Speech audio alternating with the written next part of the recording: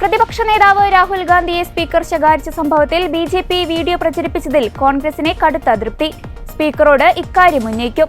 അതേസമയം എംപിമാർക്ക് ഒരു വിശദീകരണവും നൽകാൻ ഓം ബിർളയ്ക്ക് കഴിഞ്ഞില്ലെന്ന് കോൺഗ്രസ് ആരോപിച്ചു.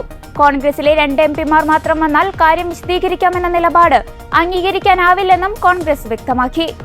രാഹുൽ പ്രിയങ്കയോട് വാത്സല്യം പ്രകടിപ്പിക്കുന്ന വീഡിയോ ആണ് ബിജെപി സോഷ്യൽ മീഡിയയിൽ പങ്കുവച്ചത്. എന്നാൽ ഈ ദൃശ്യമാണ് ശകാരത്തിന് കാരണമെന്ന് ഓം ബിർള പറഞ്ഞിട്ടില്ല. 10 ദിവസം മുമ്പുള്ള വീഡിയോ ആണ് ബിജെപി പ്രചരിപ്പിക്കുന്നതെന്നും കോൺഗ്രസ് ആരോപിച്ചു.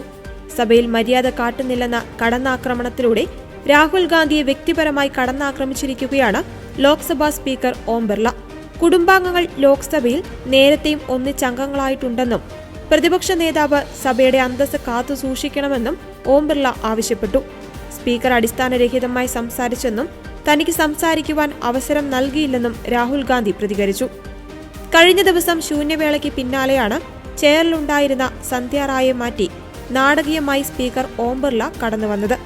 രാവിലെ സഭയിൽ ഇല്ലാതിരുന്ന രാഹുൽ എത്തിയതിന് പിന്നാലെയായിരുന്നു സ്പീക്കറുടെ വരവ്.